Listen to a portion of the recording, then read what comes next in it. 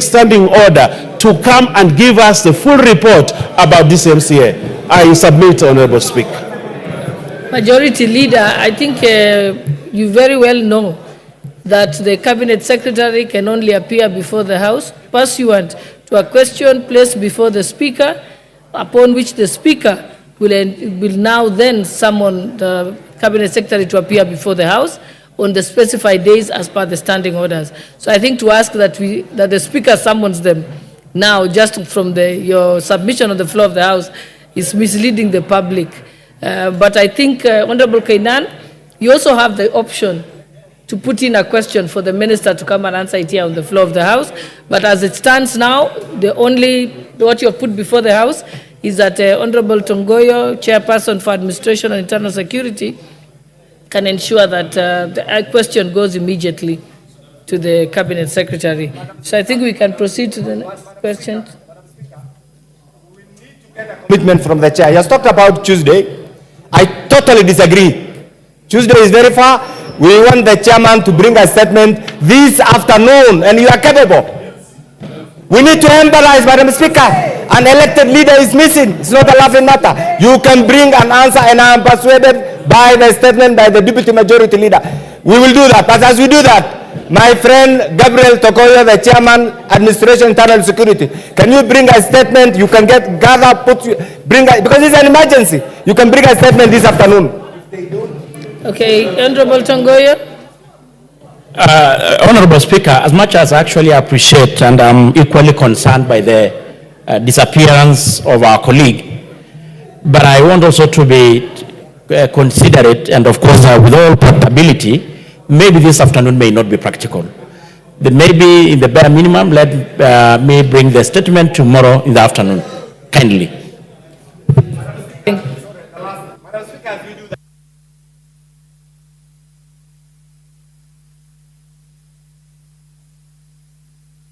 Points that the Honorable Yusuf Hussein is being held by something. I hope nobody is tampering with the ICC system here. Madam Speaker, all evidence points that Honorable Yusuf is being held by our security agencies. Can you assure this House that we will find Honorable Yusuf alive as you bring that statement? Honorable Kainan, you have made your point, but let's not go further than begin to make statements that we cannot substantiate at the moment. I think we already have assurance from the Chairperson, Administration and Internal Security. Let us move to the next question. What's your point of order, Honorable Otiende? Madam Speaker, I do appreciate the issue raised by Honorable Kainan and the commitment to respond by the Chair of the committee. But Madam Speaker, I want to crave your indulgence and beg that you direct the chair to be broader than that specific instance. As we speak, it is sad that an elected leader is missing. But Madam Speaker, it's in the public domain that there are about 6 other Kenyans who are also missing, in respect of whom there has been a court order for production and even a summoning of the acting IG, and the IG has not appeared in court and their whereabouts is still unknown. As we are worrying about the one leader, elected leader who is missing, let it not look like we only rise to action when an elected leader is missing. Let it be clear that no Kenyan should go missing, so that the statement in response should cover not just that one missing elected leader, but the others who have been missing for the last 4 weeks. I crave your indulgence, Madam Speaker. Honorable Tongoyo stands advised, yes? Honorable Osoro. Honorable Speaker, in line with what the Honorable Kenan has actually brought before this House, about 4 weeks ago, my own driver had a very chilling experience with his firstborn daughter. The firstborn daughter got lost and never to be traced for the past 4 weeks.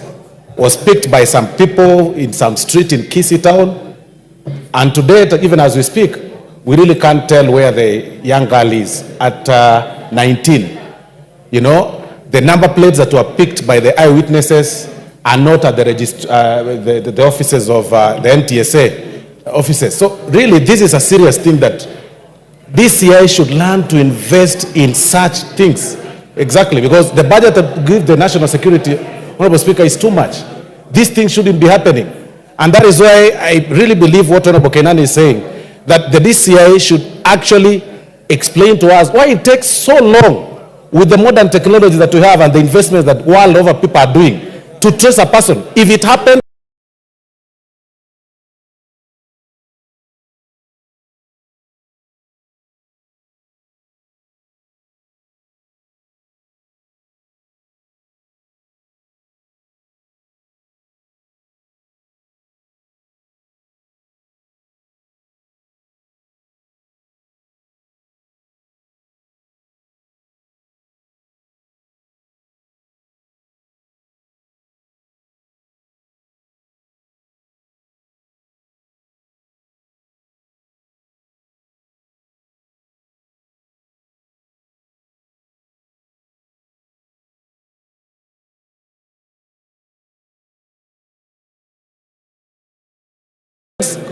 on an elected leader, a person who's actually been elected, then what to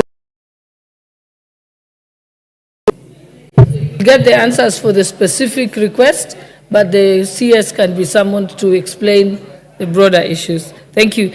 Next statement by the Honorable Member for Igembe Central, Honorable Daniel Carido.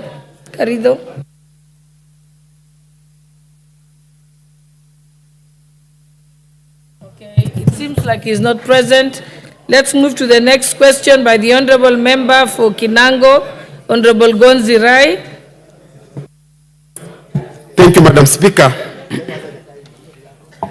Honorable Speaker, pursuant to the Provincial Standing Order 44 into brackets 2 into bracket C, I rise to request for a statement from the chairperson of the Departmental Committee on Transport and Infrastructure regarding the deterioration of the Marere Bridge in Kwale County. Honorable Speaker, the Marere Bridge serves as the sole transportation link between Mombasa Town and Kinango Sub-County, facilitating the movement of essential goods and services. However, over the years, the bridge has experienced significant deterioration due to recurrent flooding and inadequate maintenance.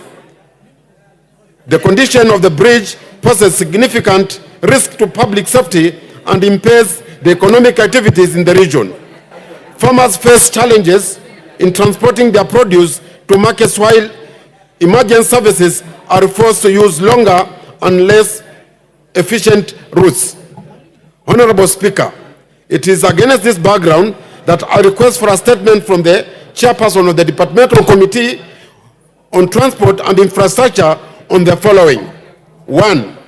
The current status of the Marere Bridge, which is a critical infrastructure for residents in Kinango Sub-County. 2.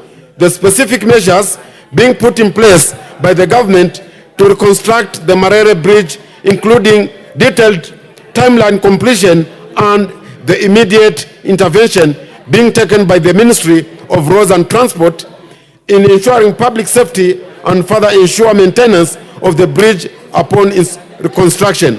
I thank you, Honorable Speaker. Chairperson for the Committee on Transport and Infrastructure. You're representing him? Yes, okay, I'm a member of the committee, and on behalf of the chair, Madam Speaker, we ask for 2 weeks to be able to get the response from the ministry and transmit to the member. Okay, thank you. Okay, I'm now told that the Honorable Member for Igembe Central is back. Honorable Daniel Carido, kindly make your statement. Thank you, Madam Speaker. Request for statement regarding compensation claims for destruction of crops caused by the wildlife.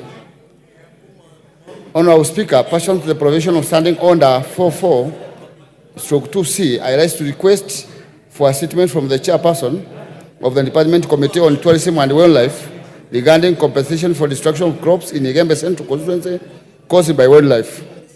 We have had cases whereby the wildlife, the elephants have destroyed the crops and even killed people. Honorable Speaker, Mr. Jeremiah Gitonga Loroti of identification number 9294-171 owns a farm plot number 4044A, Congo, situated in Baibario sublocation in Migembe Central Constituency. In 2022, Mr. Jeremiah had planted crops, including green grams in the farm, measuring approximately 60 acres. Suddenly, elephants trespassed his property, damaging crops worth an estimated amount of 5,292,000. The damage was reported to the police under OMB number 0210-02-2022. Honorable Speaker, it's unfortunate that Mr. Jeremiah Loroti has since been following with the relevant agencies seeking compensation on the damage caused. The inordinate delay in remittance of the compensation has caused anguish and financial distress to the victim.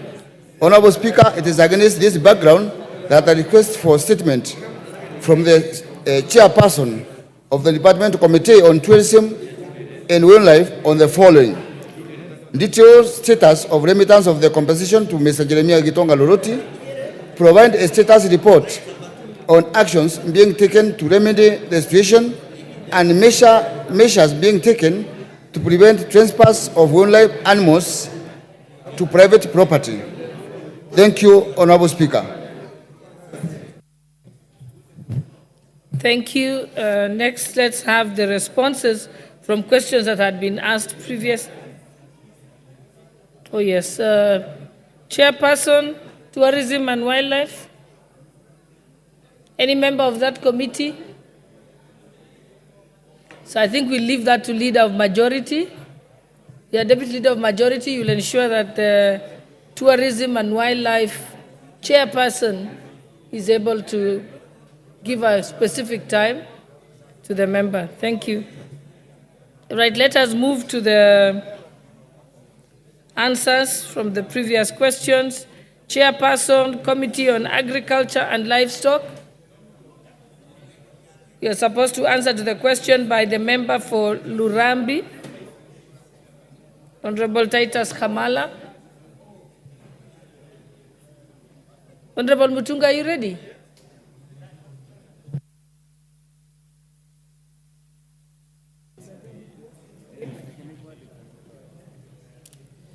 Thank you, Honourable Speaker. Honourable Speaker, I stand to respond to the statement requested by Elsie Muhanda, the member for, and Honourable Titus Kamala, MP. Honourable Speaker, pursuant to standing order number 44, 2C, the Honourable Elsie Muhanda, MP, and Honourable Titus Kamala, MP, requested for statements on 14th of August 2024 on the interim cane price for the month of August set by the Agriculture and Food Authority on the reduction of sugarcane prices by the Agriculture and Food Authority, respectively. Honourable Speaker, the Ministry of Agriculture and Livestock Development responded as follows on the issues raised in the statement. The statement by Honourable Elsie Muhanda, MP, regarding the interim cane price for the month of August 2024 set by the Agriculture and Food Authority. The honourable member wanted a comprehensive report on the rationale used by the Agriculture and Food Authority to set the interim cane price for August 2024 at 4,950 shillings per ton, including the criteria used to determine this price. Honourable Speaker, there is a cane price setting committee within the Agriculture and Food Authority, and the cane pricing committee does use this formula to set the prices. Sugarcane prices are determined by the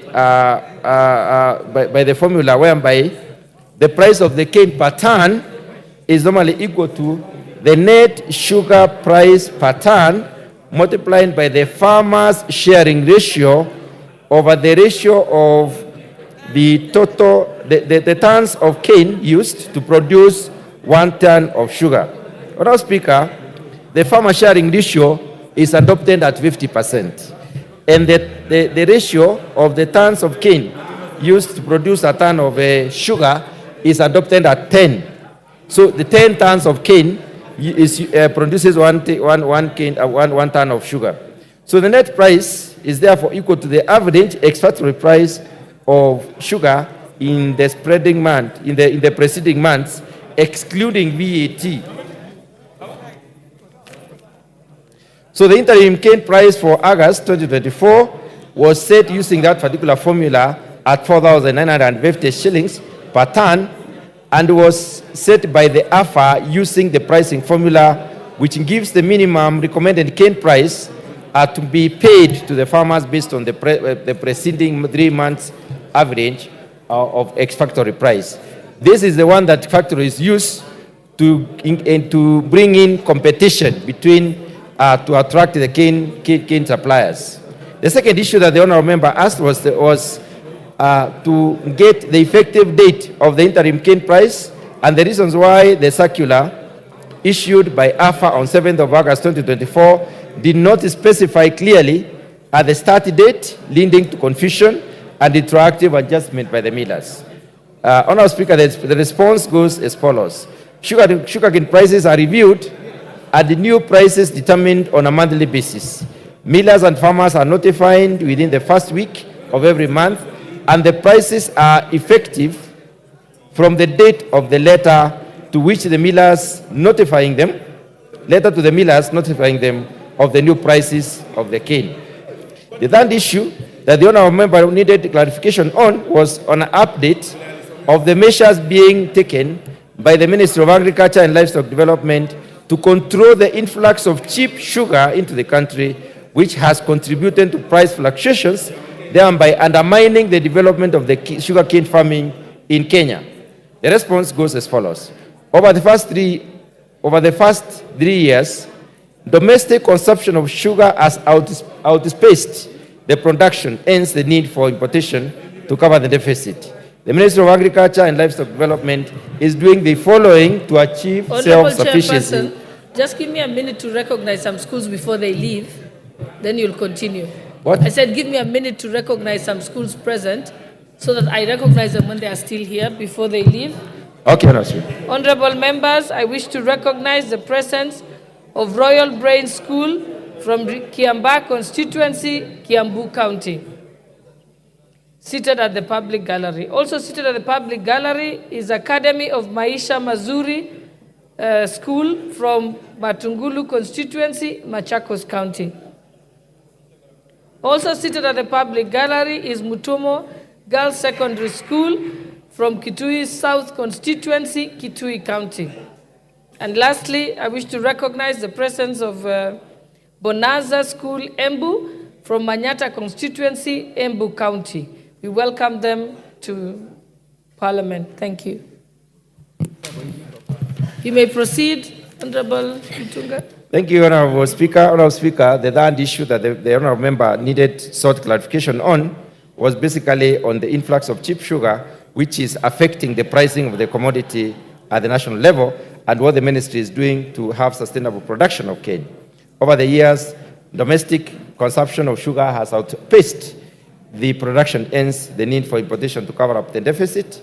The Ministry of Agriculture and Livestock Development is doing the following to achieve self-sufficiency in sugar. Number one, improving sugarcane production. For the first time in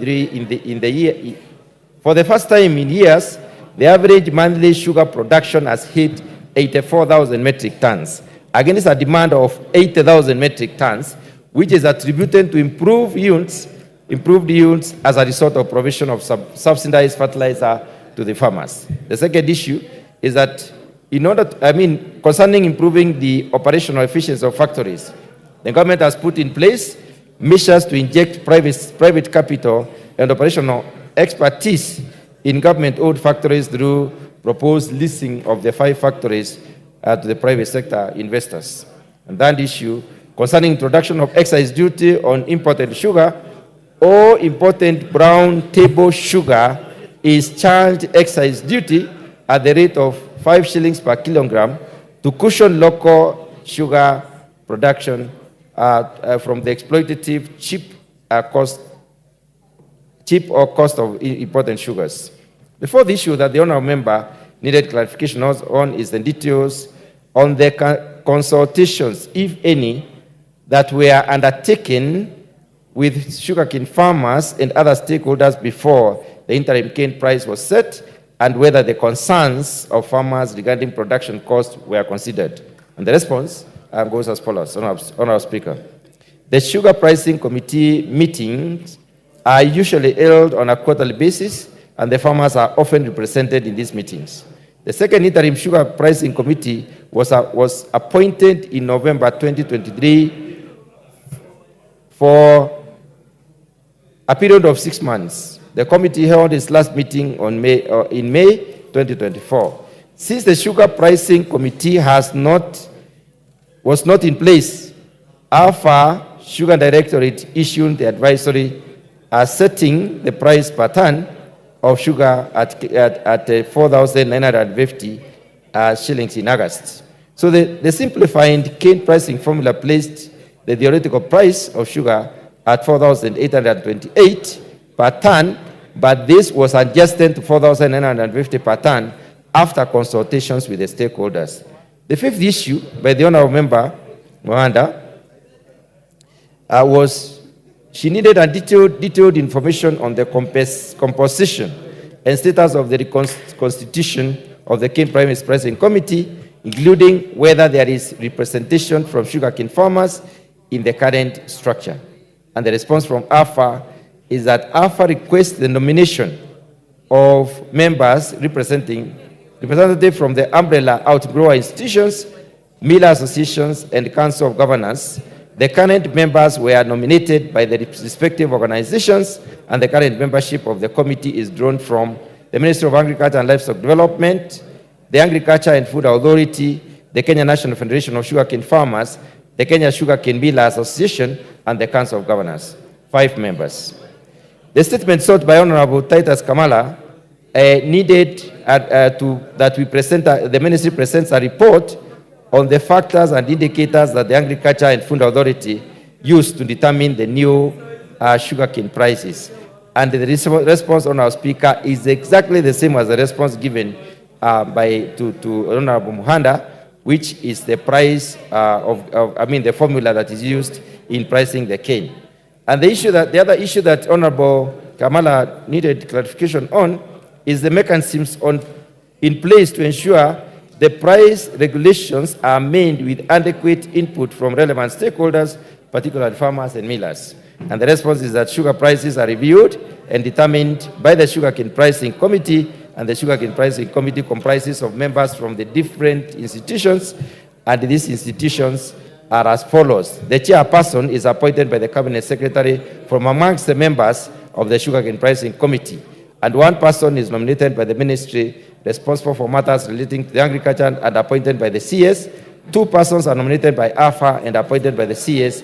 2 persons are nominated by the registered umbrella outgrower institutions and appointed by the CS, and 2 persons are also nominated by registered umbrella miller associations and appointed by the CS. And finally, 3 persons are nominated by the Council of Governors from the county governments from the sugarcane growing areas and appointed by the CS.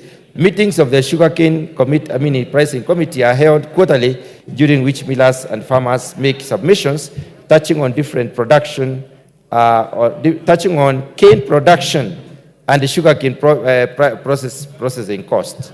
The submissions are taken into account while determining the price of sugarcane. Now, the price of the sugarcane.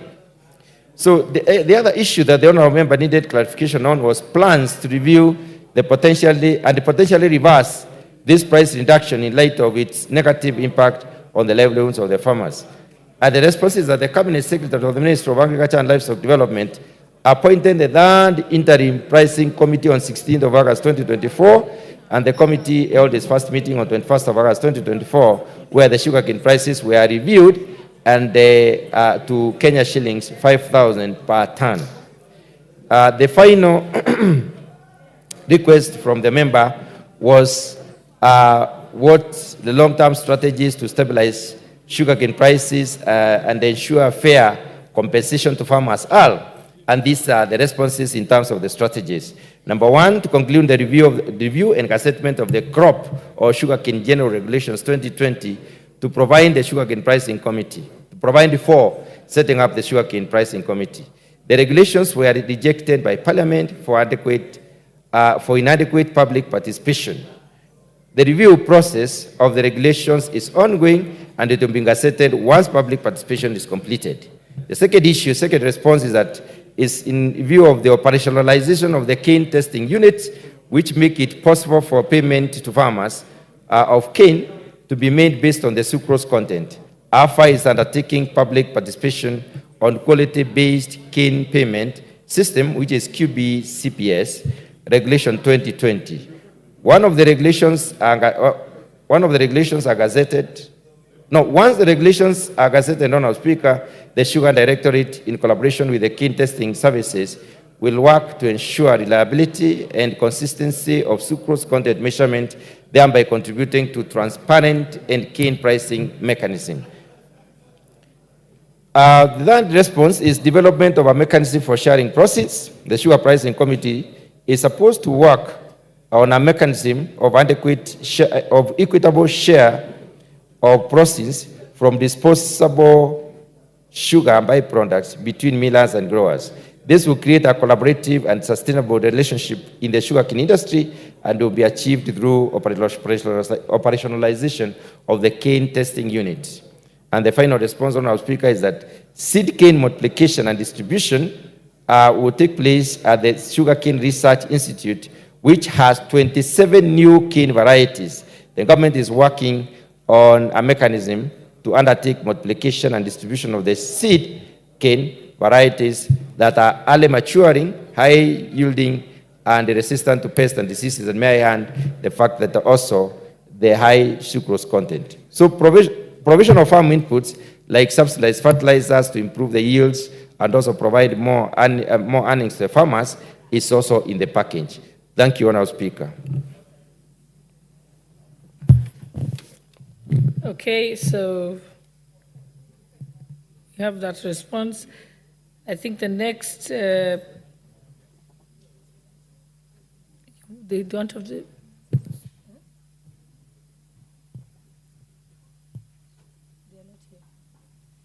Honorable Elsie is not here.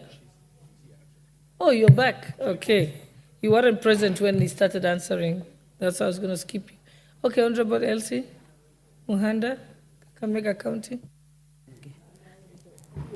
Thank you, Madam Speaker, for giving me this chance.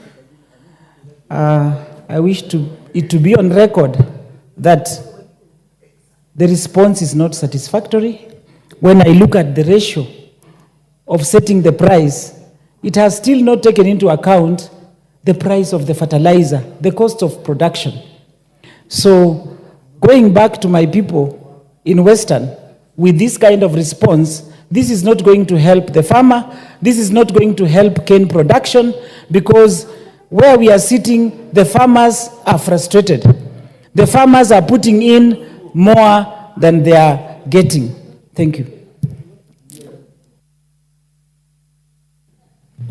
Yes, Honorable Mutunga. Honourable Speaker, the report I've just read indicates clearly that after the provision of subsidized fertilizers, the farmers are producing at a much cheaper and the productivity has increased. I do not know what the honourable member really alludes to when she says that the farmers are suffering.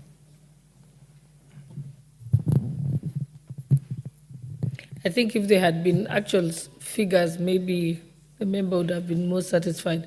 But you can still raise the issue with actual figures. The question with actual figures, what you think it is, and then maybe we can get a better response. Okay, the Honourable Member for Lurambi, Honourable Khamala. Yes, thank you, Madam Speaker. I appreciate the chair and the responses that he has given. Madam Speaker, I appreciate the revision of the price per ton, which was revised by 50 shillings upward. That is just a palliatory. But I strongly believe that for us to resolve all the questions that we have around sugarcane farming and the trade at large, the sugar bill that is with us is going to provide a solution, because the problems we are having are as a result of AFA, AFA has not been generous with sugarcane farming, and I believe when the sugar bill comes and we all give it the support that we need to give it, to pass it, it will bring back the Kenya Sugar Board. Kenya Sugar Board will bring back directors that are elected by farmers, and we'll have so many of these things resolved. So, Madam Speaker, also, I don't want to open it up, but the importation of sugar coming in, I pray and hope that the Minister of Trade and the Minister of Agriculture can resolve that. Other than that, I want to say thank you, Chair, for the response, and we are people of faith, so we'll look forward with hope. Thank you. Next response from the Chairperson, Administration and Internal Security, in response to the question by the Honorable Marianne Kaitan, Member for Aldai.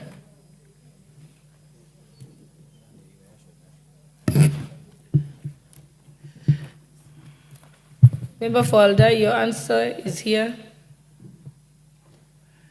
I think there's quite a number.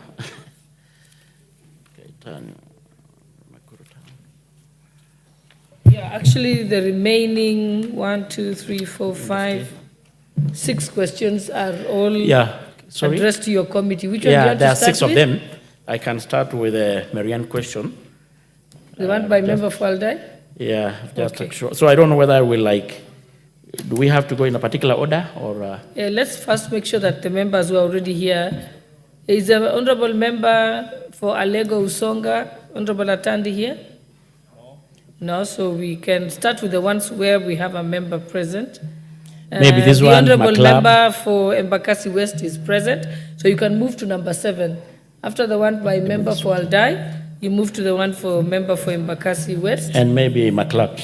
And then I don't see any question. There's no question Baringo. Yeah, I have got yours also.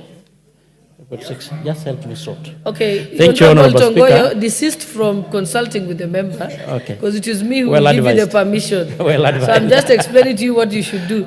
You can ignore Honorable Magilap. Okay, well Okay, guided. so you'll move to number 7. And because the Honorable Member for Embakasi, Mark Mwenjo, is here, and the Honorable Member for Koinoin, Honorable Brighton Yagon, is here. So just go to 3, 7, and 8 first in that order, because Thank you. Thank you, Honorable Speaker.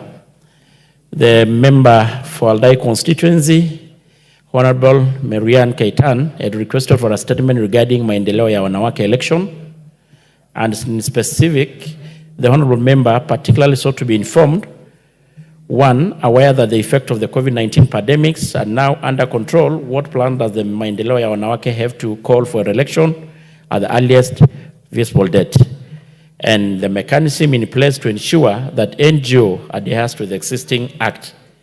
Honorable Speaker, maendeleo ya wanawake organization, famously known as MYWO, was registered in 2004 as an NGO and now transited as a public benefit organization under the new act in the mandate to ensure and empower women and families through various capacity building intervention that promote social, economic, and technological status of Kenyan women. The maendeleo ya wanawake elections are governed by Regulation 3 of MWYO regulation attached to its constitution. Of the specific interest to this matter at hand is Regulation 3I, which provide maendeleo elections shall be held after every 5 years in accordance with these rules unless advised by the AGM depending on the prevailing circumstances. In an attempt to comply with the foregoing regulation, the maendeleo ya wanawake held a National Executive Committee as evidenced by the minutes dated 26th to 27th January 2023, where elections were extensively discussed with attempts to set election date, which proved futile, with the matter referred to the organization's AGM, which was to be held in August of the same year. However, on 11th August, maendeleo ya wanawake held another NEC meeting where the opinion of all Maendeleo Wanawake leadership, ranging from grassroots to the national officials, was sought, and it was eventually agreed that election be held in 2026. As all members claim that their areas were not ready to carry out elections in 2024, as had earlier on been proposed. However, on 9th of December 2023, the organization held its AGM within all the resolution of the various NECs were deliberated, considered, and either amended or upheld on matters concerning election. The following unanimous resolution were made by the delegates at the AGM. 1, election scheduled for 19th March 2024 be postponed owing to technical, administrative, or financial difficulties. The year 2024 to 2027 be used for massive and intensive recruitment drives and cleaning the membership register at various levels of the organization. C, establish a detailed calendar for the elections. And lastly, election to be held in the year 2028 after establishment of an authentic register of the members. Honorable Speaker, on the mechanism put by the NGO to ensure adherence to the existing Act, the Public Benefits Organization Regulatory Authority is established under Section 34 of the Public Benefits Organization Act of 2023, and the mandate of the authority is to register and regulate NGOs, PBOs operating in Kenya, and despite operationalization of the Act, regulations to the Act are yet to be published, and thus the authority is still operating under the purview of the NGO Coordination Regulation of 1992. Lastly, Honorable Speaker, on the last question,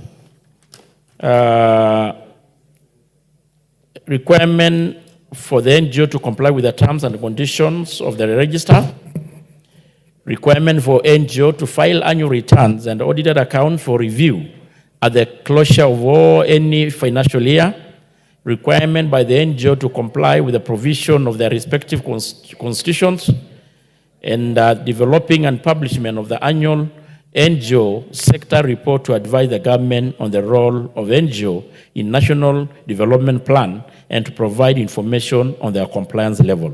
And lastly, the mapping of NGO/PBOs in order to ascertain that the operations are in accordance with the Act and the regulation. Thank you, Honorable Speaker. Okay, you want to move to Honorable Member for Aldai? Thank you, Madam Speaker. Thanks for the response to my statement. However, the issue that was raised has not been addressed because the Act is very clear on management of these particular bodies. The excuses that they have given for non-compliance being that they are going to mobilize members. These are members of Maendeleo Wanawake who have been in existence for forever. It's not a new entity. The members exist and they've been there.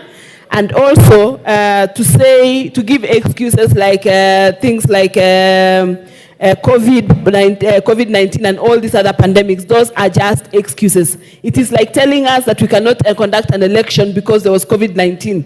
I mean, so my issue, Madam Speaker, is that the committee has still not addressed the issues that I raised, and in terms of compliance, what is required of them to comply, because as we speak right now, they have not complied, and the women who are members in my constituency and many parts of this country are crying because they need an election. The people who met were just a neck and not the members themselves to be asked. So therefore, Madam Speaker, I still feel that has not been addressed. And secondly, the issue of them complying in terms of reporting on their accounts and all other statements, again, that has not been complied. So I still stand to be guided on that statement.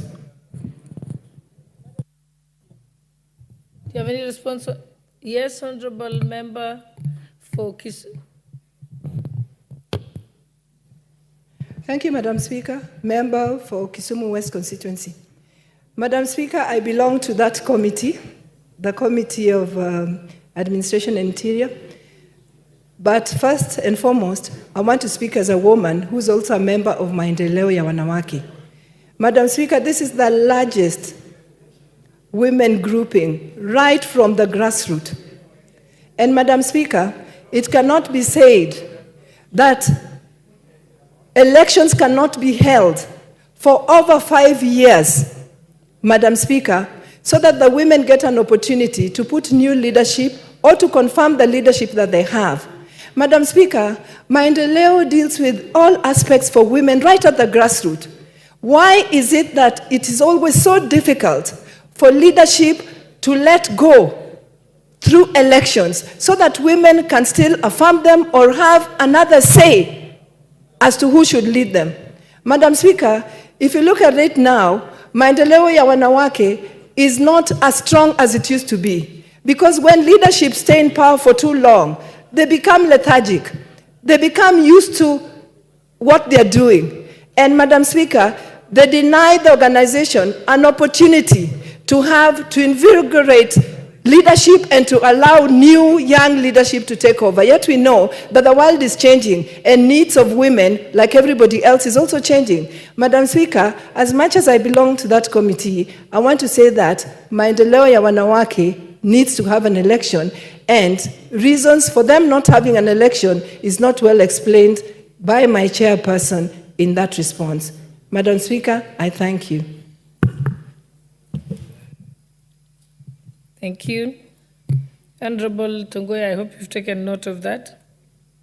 Okay, so we can move to the next answer. Asked by the Honorable Makwiny, member for Embakasi West. Thank you, Honorable Speaker. In response to the question that was asked by the member for Embakasi West constituency, Makwiny, who had sought a statement regarding the fire incident in Nairobi County. He stated that on the 2nd August 2024, the market adjacent to Thika Road Mall was destroyed by fire.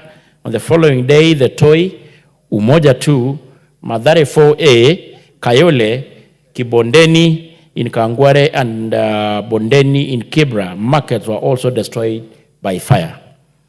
The honorable member sought in particular a detailed report on investigation conducted by the ministry to determine the cause, the relief measure that the government is putting in place to ensure the traders who lost their livelihood are compensated. Secondly, thirdly, the long-term plan being implemented to protect market in the Nairobi region.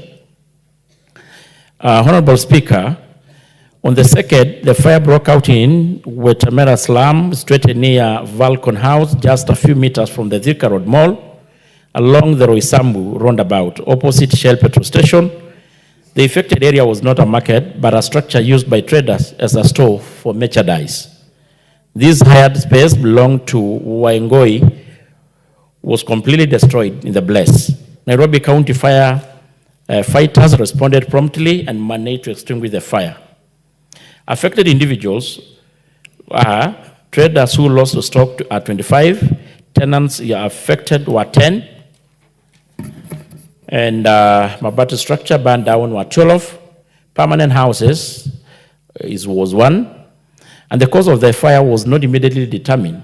The crime scene investigators documented the scene and collected exhibits for forensic analysis. The Kenya Power and Lighting Company experts were also invited, and a comprehensive report will be issued upon completion of investigation, which is still ongoing. On the toy market, Honorable Speaker, on that, at around 5:30, a devastating fire swept through the toy market, destroying 1,253 stalls and causing extensive damage to the property of unknown value. 4 individuals were burned beyond recognition: Kevin Ocheng, who is aged 35, Janet Kweyu Ochek, to age 20, and the other victims remain unidentified. The fire was reported to Kibra Police Station, and the scene was visited by police officers and various officials. Samples and debris were sent to the government chemist for analysis, while the bodies were taken to Nairobi Funeral Home for postmortem and identification. The cause of the fire is still under investigation. On the Umoja 2 market, Honorable Speaker, the fire burned down 10 mabati structures on 3rd August at around 5 a.m. at Umoja 2, affecting 20 people. The fire was controlled by the police officers, members of the public, and Nairobi firefighters, and the cause of the fire is currently under investigation. That is by the time of writing this report, by the Directorate of Criminal Investigation, Kayole Police Division in Embakasi Sub-County. About the Mathare, the Fears Inverno burned down Baghdad village, a slum located in the Mathare 4A. That is Untali location. The fire destroyed all the 85 mabati structures and household goods. Nairobi firefighters responded and managed to put off the fire, and the cause of the fire is suspected to be an electrical fault. The crime scene investigators personnel documented the scene. The debris were collected and taken for analysis at the government chemist to confirm the cause, but the report is not yet ready. Equally, the Kenya Power and Lighting Company Limited experts were invited also to the scene. On the issue of the Kayole market next to the Naivas, there is no report on the fire incident at Kayole market. On the Kibondeni market, our investigations have established that Kibondeni market does not exist in Kawangware. Rather, there exists Kibondeni College, which is in Westland constituency, sub-county, and no fire incident has been reported at the college. On the Bondeni market in Kibra, investigations have established that Kibra constituency has no market by the name Bondeni, and no recent fire has been reported in Kibra, other than the toy market incident, which occurred on that, as earlier stated. Lastly, Honorable Speaker, on the issue, on the other question on the relief measures that the government is putting in place, the following relief measures were taken to support the affected families and persons. The provision of both food and non-food items, which were distributed on the 5th August. And these items include food, non-food supplies, were distributed by the national government, the county government, and the well-wishers to the toy market traders. And a total of 7,200 iron sheets and nail and poles were given to the victims. The continuous barrasses and the public engagement to educate traders on the fire provision and control measures. And of course, this included educating the public on the safe electrical connection, emphasizing on the danger of illegal connectivity. However, Honorable Speaker, the ministry has no vote ahead to compensate the traders. On the issue of long-term, plans are underway to build modern market with fire, hydrants, extinguishers, modern stores, lighting systems, accessible roads, ample space, and security communication network across the country to ensure the fire departments are well equipped and staffed for prompt response. And of course, upgrading existing market, including proper planning for accessibility of the fire engines. And ensure that traders conduct regular elections to resolve leadership issues. Lastly, Honorable Speaker, the recent fire incident in Nairobi have highlighted the urgent need for improved fire safety measures and infrastructure.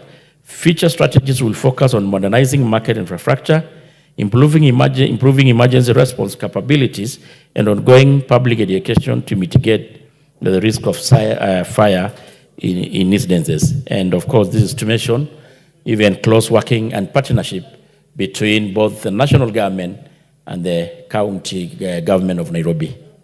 Thank you, Honorable Speaker. Very well, Honorable Mwenje. Thank you, Honorable Speaker. Honorable Speaker, I want to thank the chair of the committee for his response. Honorable Chair, I want to confirm some of the details that he has put, that since I raised the question, there's been some relief to those members, more specifically to Umoja 2, who are compensated both financially by the county and also non-food items so that they can be able to rebuild their businesses and get back on their feet. Honorable Speaker, The only issue I just want to just add to some of the issues that he has mentioned. The issue of the modern markets as he has proposed, I would hope the chair of the committee would engage the Department of Planning, that when we do these modern markets, because some of these places where there are these modern markets, you don't have accessibility to them. And some of the modern markets, we can do them with containers or materials such as metal and mabatis. It needs to be done in a constructive manner that will allow for access. So if they consult together and give them guidelines, that would really help us. I'd also want to bring to the attention of the chair of the committee is that we also even had another fire just yesterday. And one of the issues that I even raised with the president the other day was in Nairobi, the constituencies are not sub-counties. So you have less DCCs. Now, the other day, on Monday, actually, the president sat down with the entire administration and agreed that every constituency should be a sub-county. If the chair of the committee can ensure that happens in Nairobi, it will ensure that you have 17 DCCs in relation to the 17 constituencies. In these areas, you can ensure there are hydrants where water can be collected, because what will happen is that you have a fire in Mukuru or Umoja 2, but the truck has to leave and go somewhere else to get water to come back. By the time it comes back, the fire has really spread. If you have these, if we ensure what the president gave as a directive on Monday, if that is followed, then I can assure the chair that you'll be able to respond quickly to these incidences within Nairobi, and you'll be able to ensure that you can change the face of Nairobi, ensure these services reach people, these relief efforts reach the ground, and even compliance. Those areas where roads have been blocked for accessibility, for fire engines, for relief measures, if you have these DCCs resident in their various constituencies, that will be able to really assist.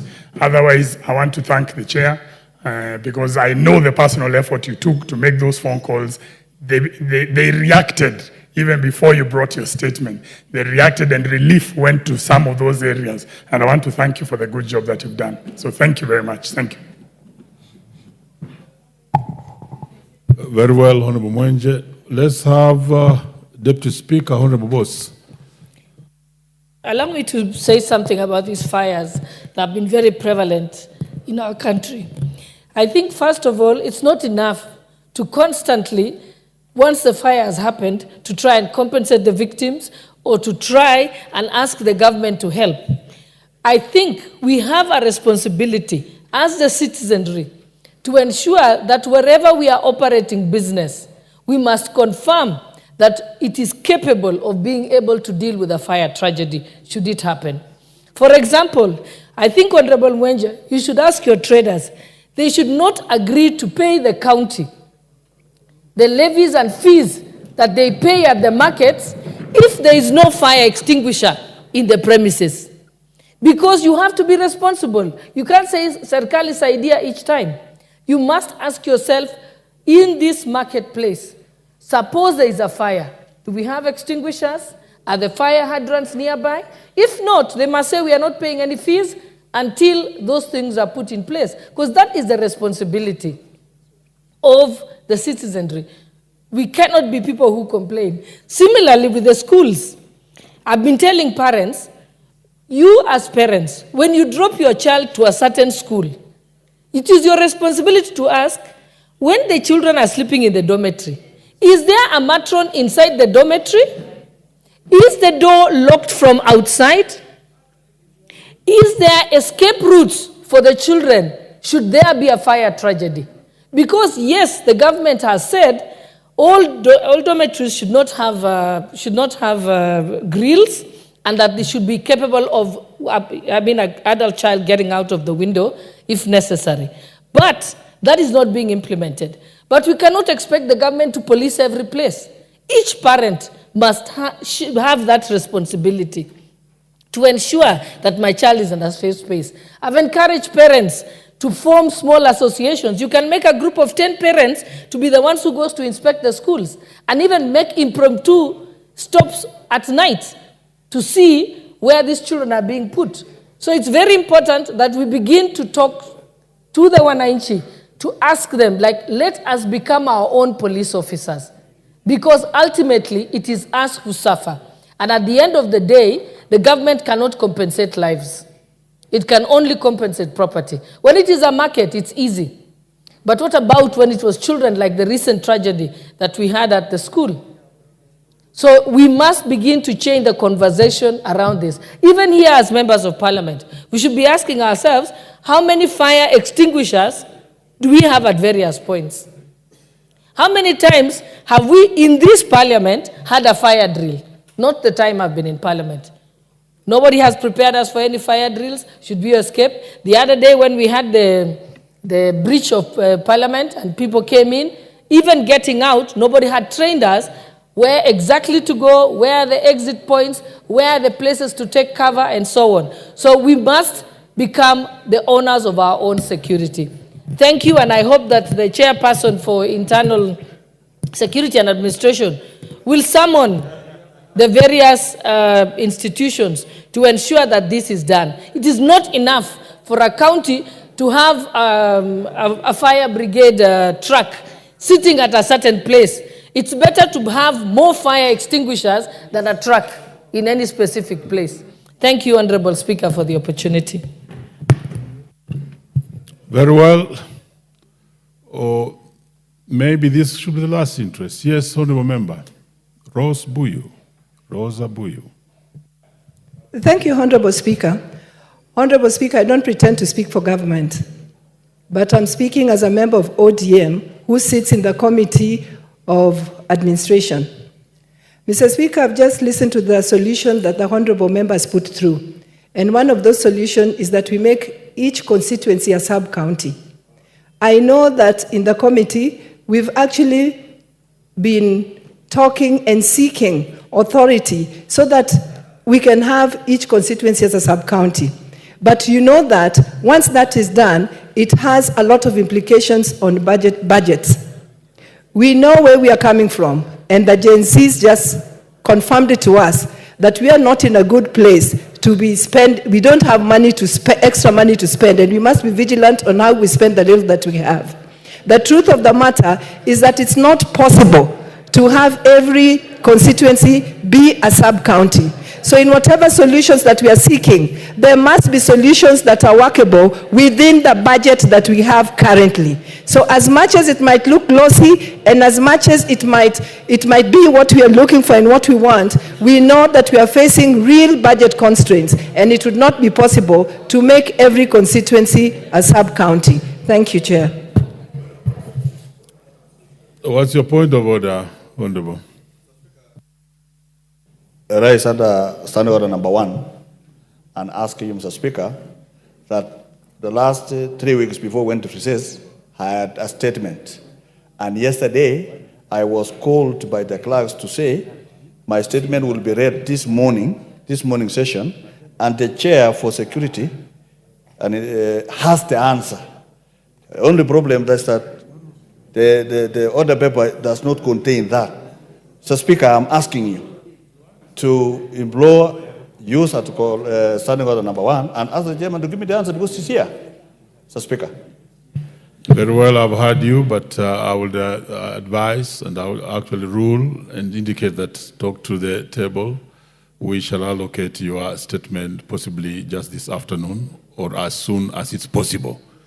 Otherwise, I think let's have the last person speaking on this and the very last, Honorable Wanyonyi, and then we move to the next order. Thank you very much, Mr. Speaker, for giving me the chance to talk about this problem of fire in this country.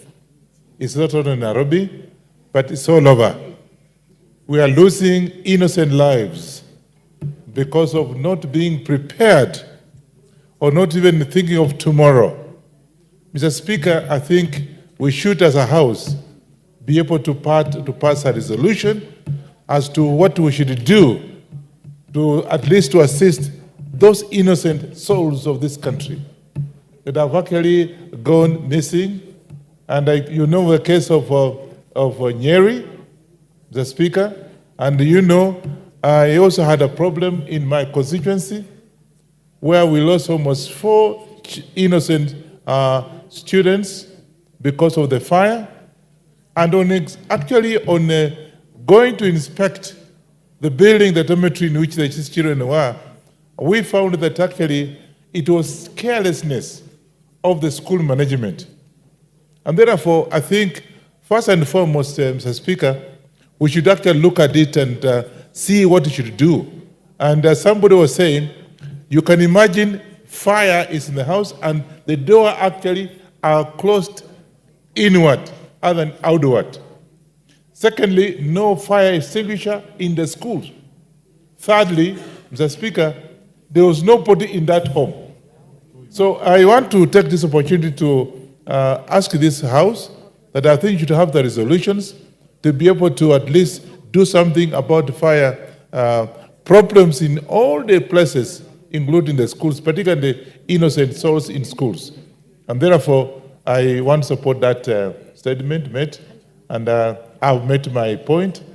And I think, Mr. Speaker, before you cut me short, I also want to ask the CDF officers in our respective constituencies to be able to go around the constituency and check on schools, particularly the dormitories where innocent children go to, that actually some of these problems are actually observed, and make correction accordingly to avoid further calamities in our schools.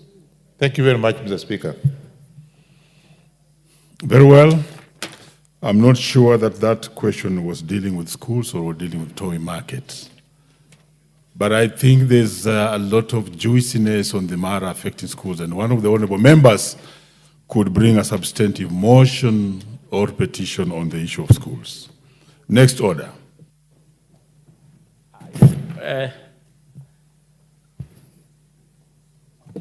Very well. There's one more statement. I still had one statement, but Honorable Speaker, if you just want to allow me, I don't want to really go back to what members have said, but I want also to say that the issue of fire and all this is not just the mandate of national government.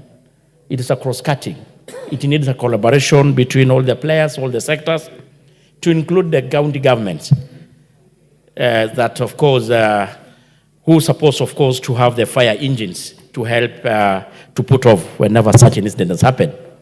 And it's very unfortunate, even in my own county, for the last 1 month or 1 week, we've been having a lot of cases of fire outbreaks. And it's very unfortunate that even county like Narok, with a lot of money, does not have even the simplest equipment like the fire engines. So I support the sentiment of members.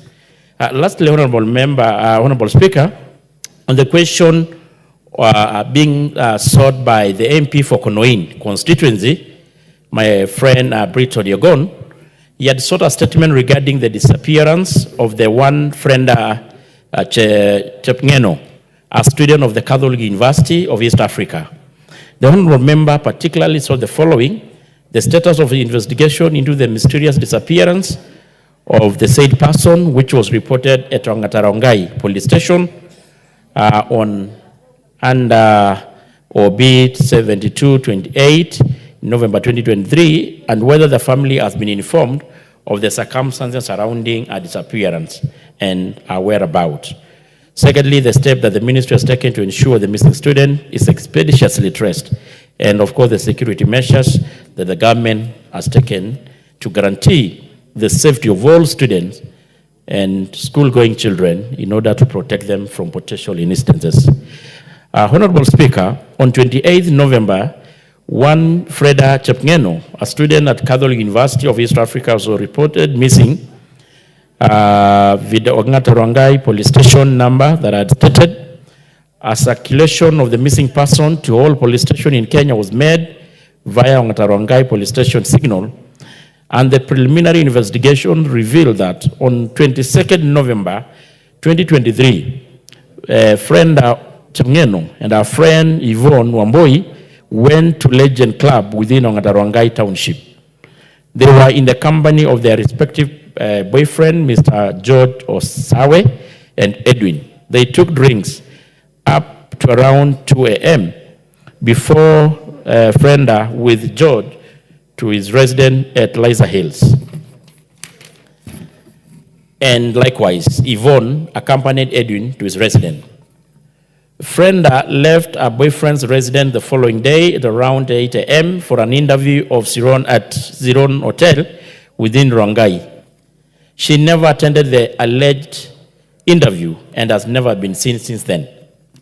An analysis of our call data and IMEI history revealed that on the 23rd November, same year at around 6 p.m., a different mobile line was activated in Frenda's handset and was deactivated on 26th at around 7 a.m. The owner of the said phone number, Paul Momanyi, was arrested at a Kware area within Ongatarongai Township and interrogation. He agreed, having used a mobile phone, a Make Samsung A13 on the above date. The description of the said phone fitted the one belonging to the missing Frenda. Paul Momanyi stated that the said mobile number had been brought to him on the 23rd November at around 9 a.m. by Mr. Cyrus Ongeri, who was a border rider and a friend to him as a security for a loan of 1,200. Momanyi inserted his SIM card into the said phone and used it up to 26th when Cyrus Ongeri paid back his money. Honorable Speaker, from the above finding, Cyrus Ongeri became the person of interest in this matter.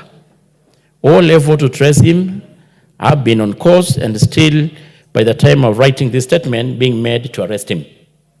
The investigating officers, in a constant liaison with the Criminal Research and Intelligence Bureau, personnel from DCI headquarters for phone data and analysis and any technical assistance. Lastly, Honorable Speaker, the government has taken the following measures to ensure the security of all students and school-going children, the stakeholders' engagement with learning institutions on enhancing security of students, carrying out security sensitization and awareness to students in learning institutions, carrying out constant patrol to data and control criminal activities, enhancing gathering of intelligence to enhance apprehension and prosecution of criminals, and arresting and prosecution of persons who have been established bars and illicit brew dens to close learning institution, close to learning institution, which are hidden, which are hideout for criminal in some instances. And parents and guardians are urged to escort young learners to and from school to ensure their safety. Thank you, Honorable Speaker. Very well. The Honorable Member for Konoin is in the House. Proceed. Yes, Chair, Honorable Chair. Not satisfied with the answer, Honorable Chair. Why? Because Frenda Chepngeno disappeared last year, November. On the circumstances that the Chair has put. However, there was a lot of laxity.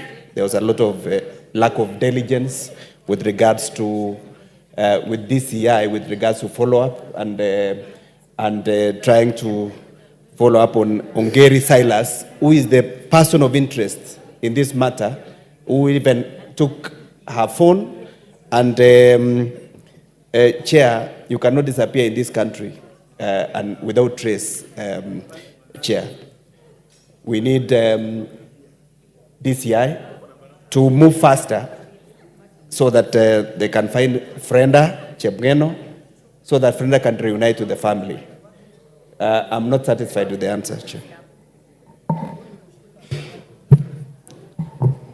Chair. Speaker, as I agree with the member, we all know the issue of investigation. At times you cannot predict the timelines. But I want to commit to the member and of course to Kenyans and to this House that the DCI department will do anything humanly possible to do justice to one Frenda and make sure that the family, the people who are responsible are prosecuted. Thank you, Speaker. Very well, you have another statement?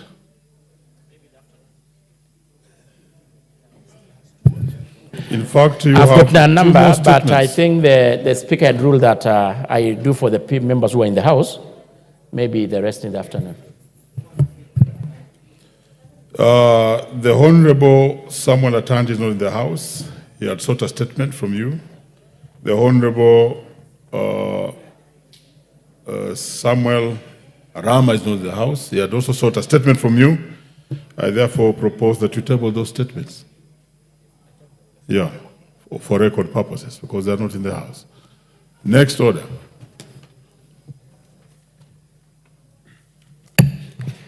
Order number 8, procedural motion, exemption of specified business from standing.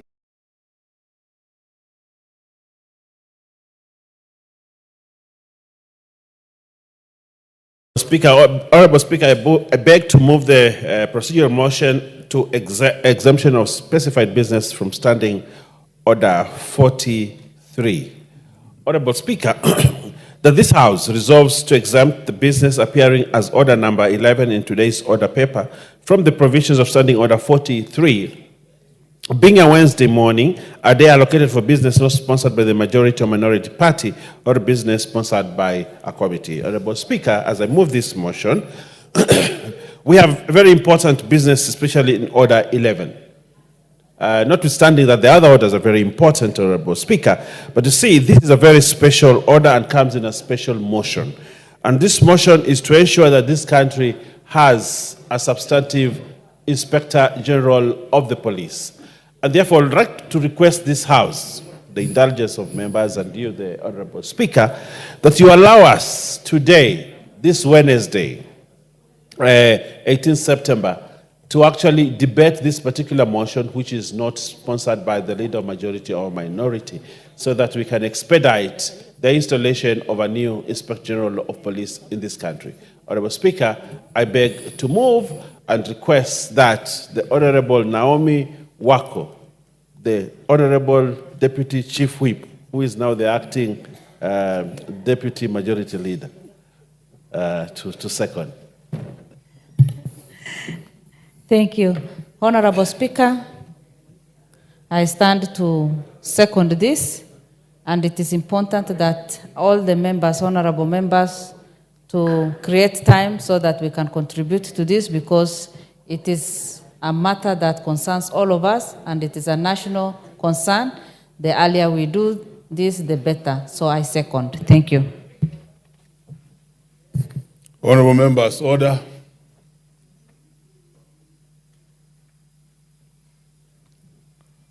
Honorable members, I propose the question that this House resolves to exempt the business appearing as Order number 11 in today's order paper from the provisions of Standing Order 43, being a Wednesday morning, a day allocated for business not sponsored by majority or minority party or business sponsored by a committee.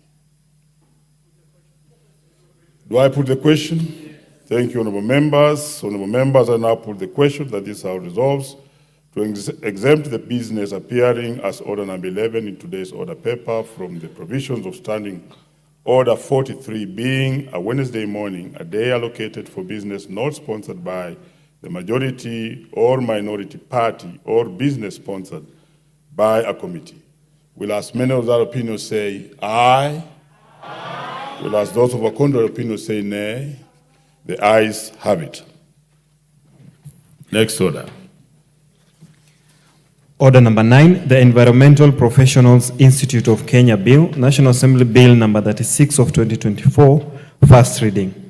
A bill for an act of parliament to provide for the establishment of the Environmental Professionals Institute of Kenya, to provide for the registration, licensing, and regulation of the standards and practice of environmental professionals, and for connected purposes.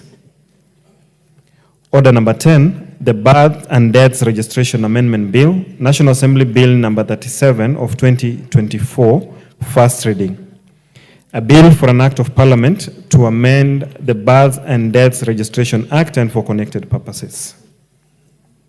Order number 11, special motion, consideration of a nominee for appointment as the Inspector General of the National Police Service. Leader. Honorable Speaker, I would like to request the chairperson, the honorable chairperson of the committee, the Honorable Tongoyo, to move this and that he will appoint the person that would second him. But then I will come in and debate, Honorable Speaker, with your indulgence. The Honorable Tongoyo, proceed. Thank you, Honorable Speaker, and thank you, Leader Majority. Honorable Speaker, I beg to move that this House adopt the report of the National Assembly Departmental Committee on Administration and Internal Security and the Senate Standing Committee, Senate Standing Committee on National Security, Defense and Foreign Relations on the approval hearing of Mr. Douglas Kanja Kiroche, nominee for appointment to the position of the Inspector General of the National Police Service. Honorable Speaker, pursuant to the provision... Order, Honorable Tongoyo. Move the motion as it is on the order paper. Please. Read it as it is on the order paper. You can pass an order paper to Honorable Tongoyo. Very well. Number 11.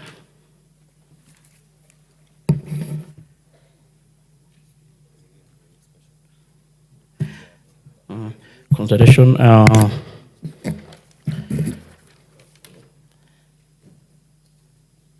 Kancha. Yeah, that's what I'm doing. Yeah. Thank you, Honorable Speaker. That taking into consideration, I beg to move that, taking into consideration the finding of the Joint Committee of the National Assembly Departmental Committee on Administration and Internal Security and the Senate Standing Committee on National Defense, Foreign Relations in report on the vetting of Mr.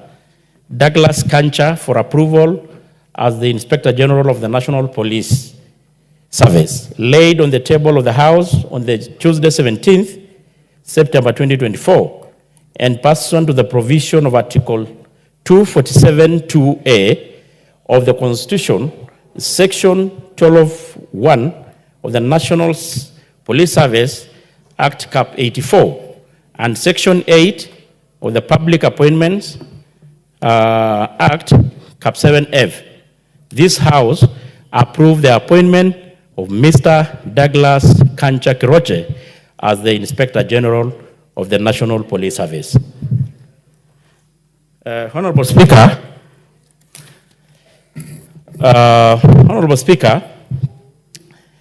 as earlier stated, pursuant to the article that I read of 247(2)(a) of the Constitution, Section 12(2) of the National Police, and the Section 5 of the Public Appointment Approval Act 7F, His Excellency the President submitted the name of Mr. Douglas Kancha Kiroche, CBS, OGW, as the nominee for appointment to the said position of Inspector General of the National Police Service. Mr. Speaker, the Speaker of National Assembly and the Speaker of the Senate via communication made on the 1st August 2024 and conveyed the message from His Excellency the President nominating Mr. Kancha as the nominee for appointment to the said position of the Inspector General of National Police Service. Consequently, the Speaker of both houses, the National Assembly and the Senate, referred the matter to the National Assembly relevant committees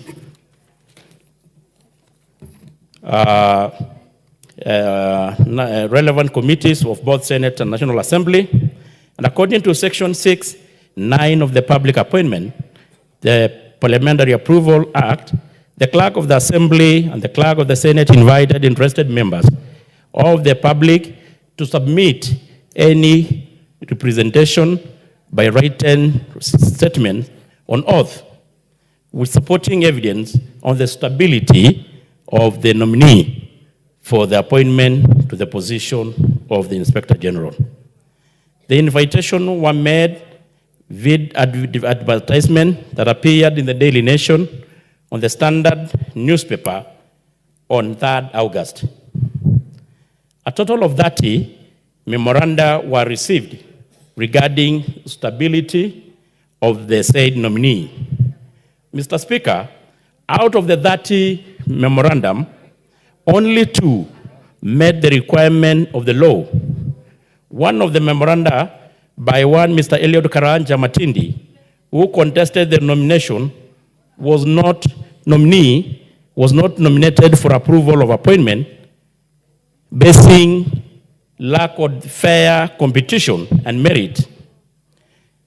After consideration of the memorandum, the committee observed that under the Article 245 of the Constitution, Section 12(2), the National Police Service Act, Cap 84, the Inspector General of the Police is nominated by the President with the approval of Parliament. That not submitting into competitive process. So we found that it not actually meet the threshold. On the other memorandum that we received was one by Engineer Madenge, who of course who contested the stability of the nominee, citing some conflict of interest and an issue they had over land. And after the committee interrogated, the nominee had responded satisfactorily to the issue raised by Engineer Madenge, to the satisfaction of the committee during the approval hearing. Mr. Speaker, this notification was followed up with a letter to the nominee inviting him to attend the approval hearing, which was done by the joint said committee. During the approval hearing, the nominee, we had, of course, as a procedure, a questionnaire which was filled by the nominee, and as a requirement of Chapter 6, the committee received responses from ODPP, Ethics and Corruption Commission, the KRA, the Higher Education Loan Board, the DCI, Office of the Registrar of Political Parties, and the Credit Reference Bureau, which all of them cleared the nominee. Mr. Speaker, pursuant to the provision of Article 118 of the Constitution, Section 6(3) of the Public Appointment, and Standing 45(3) of the National Assembly Standing Orders, and the Standing Order 77(2) of the Senate Standing Order, the Clerk of the National Assembly and the Senate, by way of advice statement in the print media, notify the general public of the intention of committee to attend the approval hearing. And for record, Honorable Speaker, we had actually a handful number of Kenyans who were in the vetting in the room during the process. The committee on 13th August 2024 undertook the approval hearing. That was on a Thursday. A pre-hearing, and on 15th August 2024, the joint committee of both houses conducted the approval hearing, and they were guided by the provision of the Constitution and the Public Appointment Act of the National Police Service.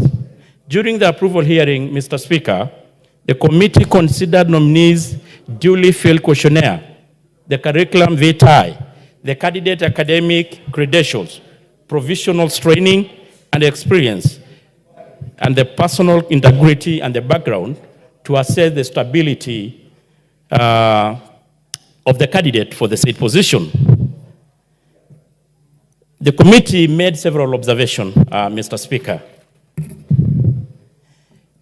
The nominee, until his nomination to the said position, was acting Inspector General of Police. He had served this republic in the service for 39 years, the record 39 years. And he started working as a constable since 1985 and rose through the ranks to the position of DIG before he was actually made the acting IG.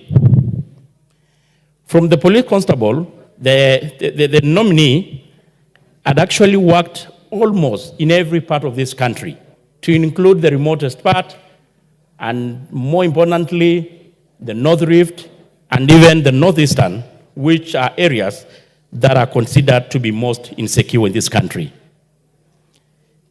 The nominee, Mr. Speaker, had, on the issue of course, academic qualification, which is a requirement of law, the nominee holds a bachelor's degree in commerce, the finance option, from Manyora University, awarded in 2014, and this diploma in business management, acquired in 2009. Mr. Speaker, it's important to note that the issue of the degree, because it was an issue that actually some members brought about, the nominee's degree from Manyora University was validated and authenticated by the Commission for University Education, following a request by the nominee to the Commission. And the same letter from the Commission for University Education is actually in the report and signed by one Gilbert Opanga. Mr. Speaker, during his tenure in the police service, the nominee led critical security operation, notably the coordination, shift coordination and response during the Dusit terrorist attack in 2009. We all remember that sad day. The nominee was actually the person coordinating the operation, which was very successful. Besides, the nominee led several operations to include Operation Fagia Msitu in Boni Forest in Lamu County, which had actually tremendously reduced the terrorist activities in the region. The kind of the tranquility and the peace we have in that region, to a big extent, is attributed to the effort of the nominee before this House today. The nominee, Honorable Speaker, holds several awards in recognition of his outstanding and distinguished service to this nation in various capacities and responsibilities. And I think I'd earlier included a mention that he has actually worked virtually in every corner of this country. So he's a man that he knows every corner of this country like the palm of his hand. While serving as the acting inspector general, the nominee demonstrated strong leadership abilities and managerial skills. And actually, when we were doing the supplementary, because he was acting then, we actually saw a man who is a team player, which is a critical leadership skill for a person of that position, Mr. Speaker. Mr. Speaker, during the approval hearing, the nominee was able, to the satisfaction of the committee, to exhibit knowledge in matters relating to the security, to law, management, leadership, and quality necessary to administer and manage command of the National Police Service as a discipline service prescribed under Section 11 of the National Police Service. Mr. Speaker, I think I mentioned that we really canvassed and looked critically into the background and the record of the officer, and it was very impressive to note that for having that 9 years, this is an officer that has never been implicated in any issues of corruption, in any issue of indiscipline, or any wrongdoing. Is an officer who his level of discipline is excellent, and a very patriotic officer who is patriotic to this nation. Mr. Speaker, the nominee, as necessary from the interrogation and for experience spanning the almost 40 years, we were convinced that the nominee had the requisite experience and qualification to hold the office of Inspector General of National Police Service. Mr. Speaker, among the very critical issues that I want to really discuss, we all know the current issues that are going in this country and the very needed reform in the police service, which are actually well enumerated in the Maraga Task Force report. And I want also to mention that even as we speak, this morning, His Excellency the President had launched the strategic plan to see the implementation of the police reform that were actually as stipulated in the Maraga report.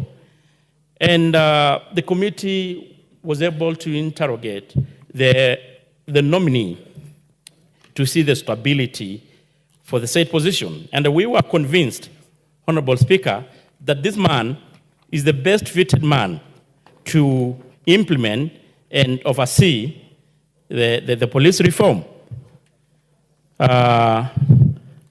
Mr. Speaker, we took the nominee through several very critical issues affecting this country, to include the issue of insecurity in the North Rift and the eastern part of the country. And he was able really to convince the committee that the man is best fitted for the job. Having already been actually the commandant of JSU, he has been actually trained in several training during his service, in this, his years in the service, and has been actually even in the training colleges. And more critically, Mr. Speaker,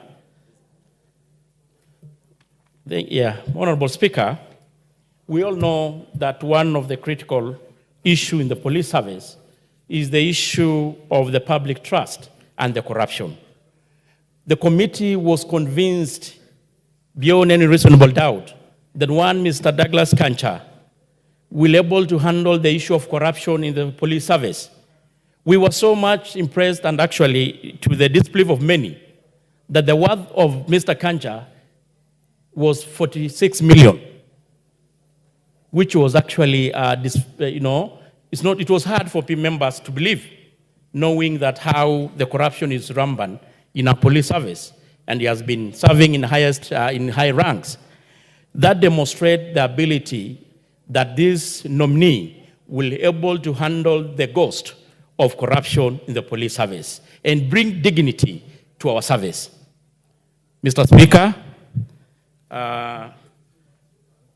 Speaker, without taking much time, I want really to convince this House, or I want to prove to this House, that the man before you today is the man that Kenyans need, is the man that the Kenyan service need to bring about the change that we have been looking for too long, for many years, especially in the reform in the police service, to stamp out corruption, and of course to take this country forward in matters security.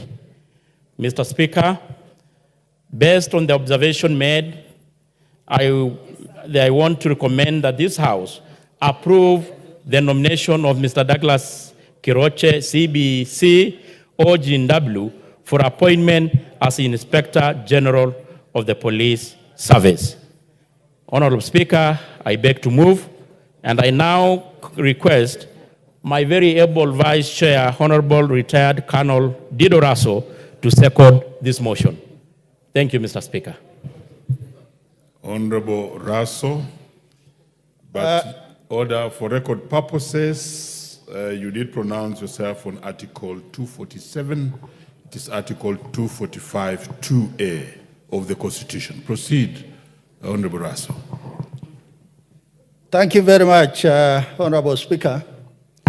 Honorable Speaker, I stand to second, and I want to say from the onset that I associate myself fully with the statement that has been made by my chairman, that Mr. Kanja has been found suitable by the Joint Committee of the Senate and that of the National Assembly.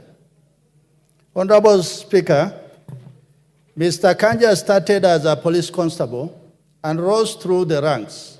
He actually went through 13 stages to be the nominee and contestant for the position of the IG. He waited for his time. He waited on the line. For that reason, I think these are the sort of people who, when they appear before Parliament or anybody,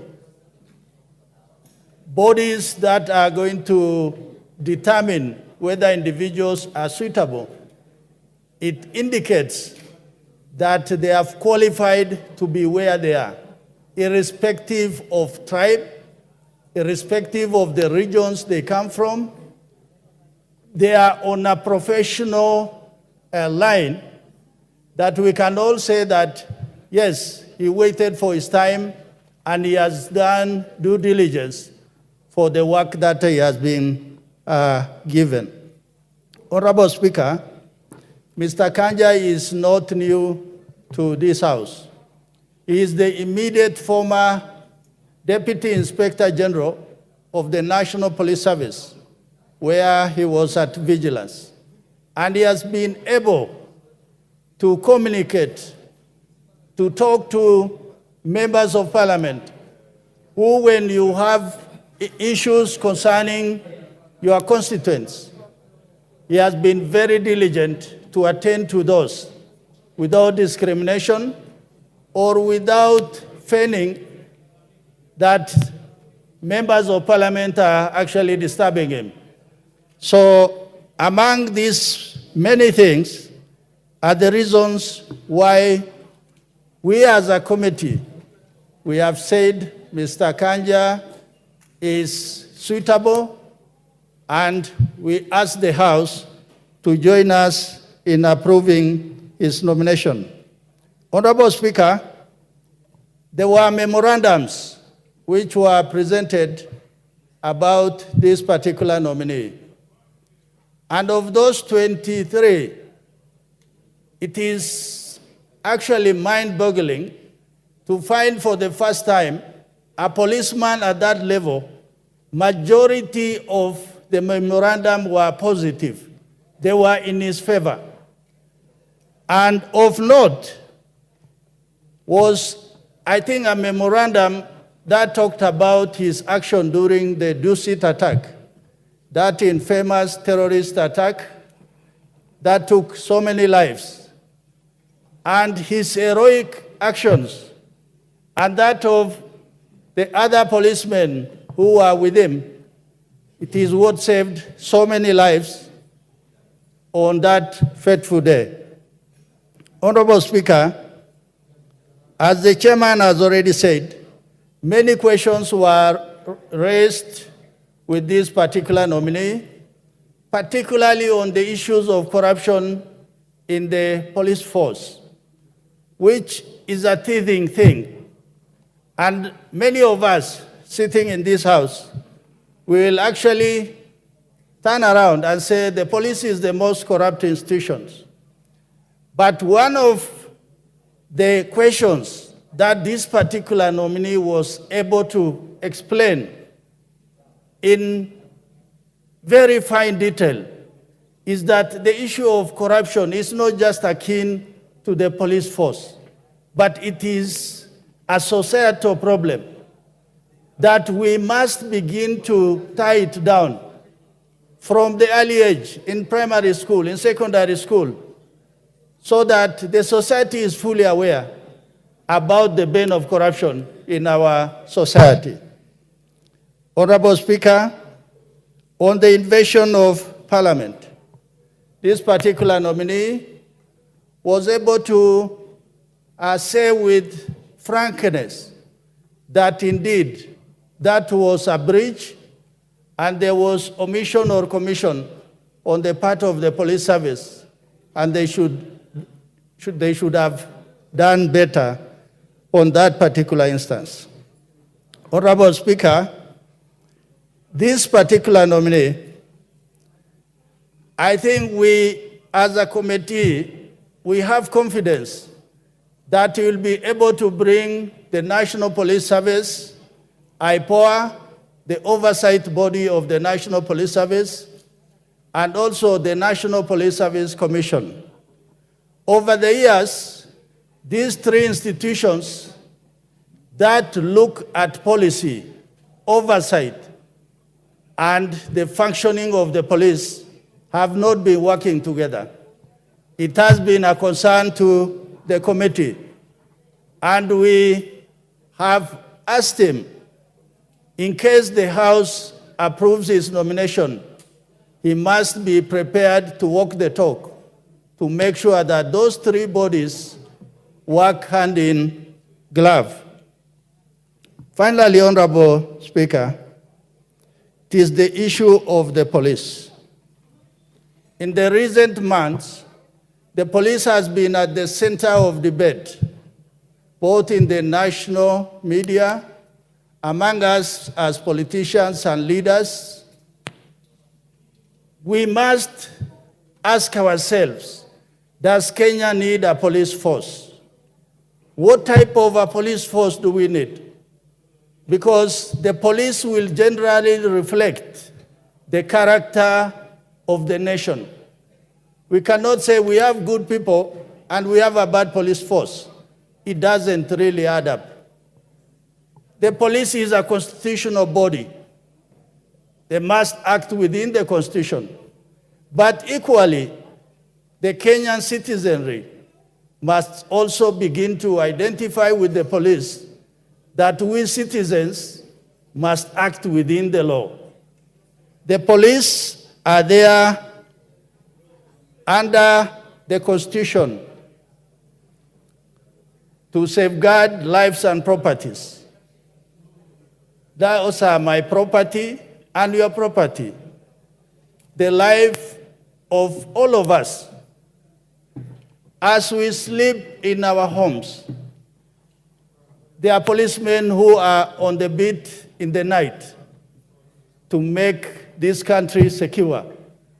And for that reason, we must look beyond small or petty issues that the police are this, the police are that. It is important to actually identify that today our police are doing a very good job in the Caribbean to restore normalcy to a country that had just gone to the dogs.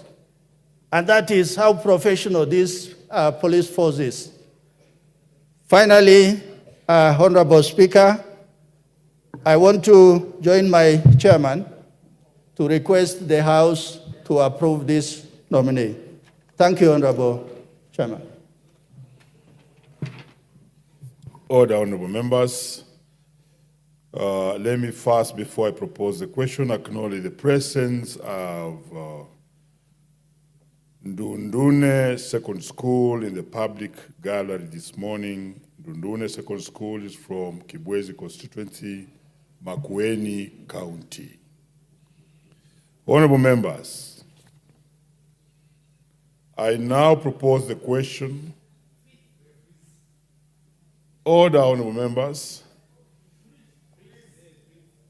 I now propose the question that, taking into account the consideration of the finding of the Joint Committee of the National Assembly Departmental Committee on Administration and Internal Affairs and the Senate Standing Committee on National Security, Defense, and Foreign Relations, in its report on the vetting of Mr. Douglas Kanja Kirocho for approval as the Inspector General of the National Police Service, laid on the table of the House on Tuesday, 17 September 2024, and pursuant to the provisions of Article 245(2)(a) of the Constitution, Section 12(1) of the National Police Service Act, Cap.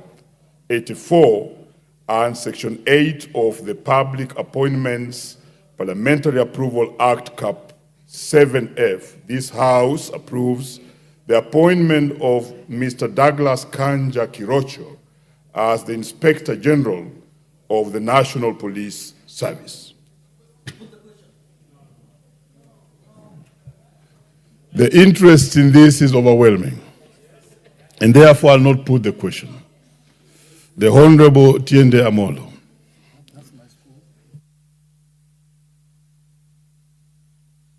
Could I get the mic? Thank you. Thank you, Mr. Speaker. Mr. Speaker, I want to thank the committee for the report. From the outset, I can confirm that I've read the report.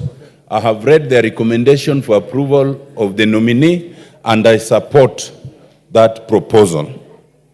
But Mr. Speaker, may I, on the outset, point out two things. One, contrary to what the chairman has said, that in their opinion, it is not open to subject such matters to merit and fair competition. I think that's against the Constitution. Every provision should be subjected to merit and fair competition, but that's not an indictment of the nominee.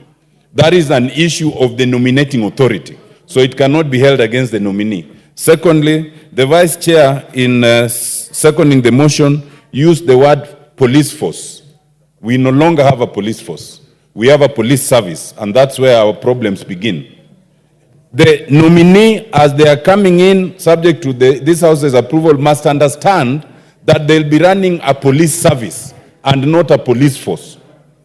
Mr. Chairman, I want to support this because this nominee will be the 16th Inspector General, actually the 6th Inspector General since 2012, but if you start from 1964, they would be the 16th, because there were 10 before that.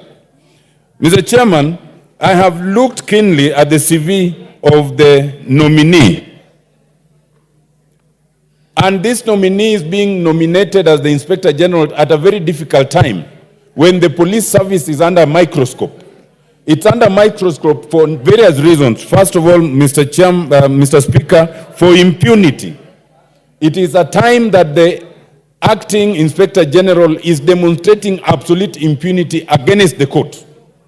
It is at a time the Inspector General, the acting Inspector General, is demonstrating impunity by withdrawing bodyguards of a judge because of orders that they perceive to be adverse. That is absolute impunity. Mr. Chairman, it is also at a time when there are unexplained disappearances and abductions. Just this morning, the chairman was made to commit to make a statement tomorrow. There are so many instances of unexplained disappearances and abductions.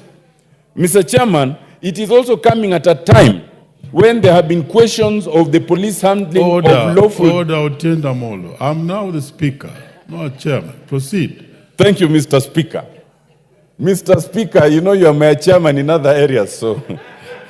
But for these purposes, Mr. Speaker, it is also coming at a time when there have been questions of the police handling of lawful demonstrations and picketing in terms of use of excessive force. But Mr. Speaker, I have examined the report of the committee and looked at the CV of the nominee, and I would say I'm impressed. I'm impressed first, Mr. Speaker, because from all the reports, this nominee is without blemish in his 39 years of service. That is not easy for a policeman. That is not easy for a person who has even been a deputy inspector general and a commandant of the GSU. That is rare.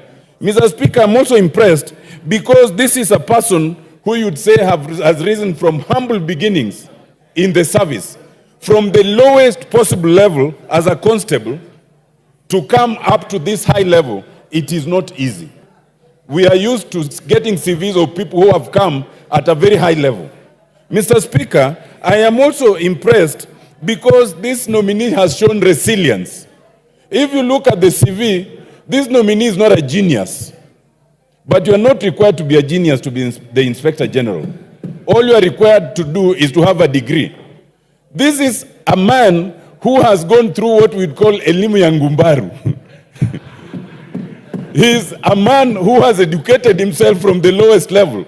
I see that he only got a diploma in 2009, got his degree in 2014, You know, this is a self-made man. He is resilient, and that is actually a good sign.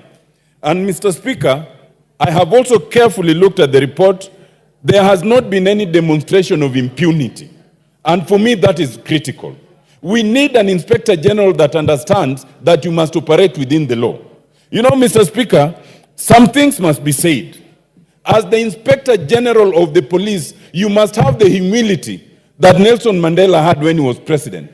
When Nelson Mandela was confronted with a court order that was adverse to government and he was urged to defy it, he said that I do not agree with the courts, but in the interest of this country, I will comply with those court orders. That is what an Inspector General must do, because as the foremost enforcer of the law, you must be seen to respect the law. If you don't, then those to whom you enforce the law will not respect the law. And I fault the acting Inspector General right now for showing impunity. When the courts require you to appear, all you need is appear. You don't need to defy and then issue a press conference explaining the functional and operational independence of the police service. There is no independence from the authority of the court. There is no independence from the authority of parliament. Your independence is within what is defined. When you are summoned by parliament, you must come. When you are summoned by the court, you must come. That kind of impunity is unacceptable. Indeed, Mr. Speaker, the acting Inspector General should know that he's working on thin ice. First of all, strictly speaking, there is no provision to appoint an acting Inspector General. And I dare the committee to consider this matter. Section 16 of the National Police Service Act allows the President to appoint an acting Inspector General in the event of temporary absence of the Inspector General, which means there must be an Inspector General who is absent. Where there is no Inspector General, you cannot act. You cannot appoint someone acting. So when you have been, by the generosity of happenstance, appointed an acting Inspector General, you cannot then demonstrate such absolute impunity. You should be humble, because that happenstance can be withdrawn anytime. Mr. Speaker, I want to support this appointment. I want to urge that as Mr. Kanja comes in as the IG, let him demonstrate why we changed the police from a force to a service. Let him demonstrate the ability and confidence on what President Ruto promised, that there will be no unexplained disappearances. Let us have an era where we do not have that kind of thing. Let us have an era where everybody respects the law, everybody is below the law, and everyone then is held accountable. Mr. Speaker, I support. Leader. Give me the mic. Thank you very much, Honorable Speaker. Honorable Speaker, I stand to support this report and also to support the appointment of one Douglas Kanja Kiroche as the Inspector General of the Police. Honorable Speaker, allow me to say this at the beginning. This country and the Constitution transformed the police from a force to a service. Douglas Kanja is a man who can provide service in the police force, in the police service. He's not that person that will turn it from service to force. We have a candidate, Honorable Speaker, that is a humble man, a man who respects both the mighty and the lowly. He is a man that is destined to ensure that human rights in this country are respected. I know Douglas Kanja. I worked with him when he was a county commander in Kilifi. He was the boss of the county, but he worked with even the lowest of people. And today, if Kanja steps in Kilifi, everybody respects him. Everybody says this is a man that lived his time here well. I am sure even when he takes the seat at Vigilance House, people will be happy that we have that kind of an Inspector General. He has his job cut for him. And I think he's the best Inspector General we can have at this particular time, when the people who are there at Vigilance House are trying to turn back the clock of the gains that we have had at the police in this country. Issues of human rights, respect for law, are being clawed back by the people that we have right now at Vigilance House. I believe, and I very strongly do so, that one Douglas Kanja will take us to the time that Kenya should be. The president has been very clear. He doesn't want to see forced abductions. He doesn't want to see extrajudicial killings. He doesn't want to see impunity in the law. He doesn't want to see that. But you can see there are people who are letting him down. But I believe that one Douglas Kanja will stand with the principles that the president upholds and ensure that forced disappearances in this country do not recur. These things that our chairman here is every day being told to explain where is so and so, where did he disappear to. We have this case of the MCA of Wajir, Mandera. This is a simple case, but you see the back and forth. We have these people who are, the current Inspector General has been asked to explain in court. But because he feels he's bigger than the law, he doesn't want to go to court. I tell him, this government does not entertain impunity, and that Masengeli man must go to court and answer to the charges that he has been put there. Because that is being a servant.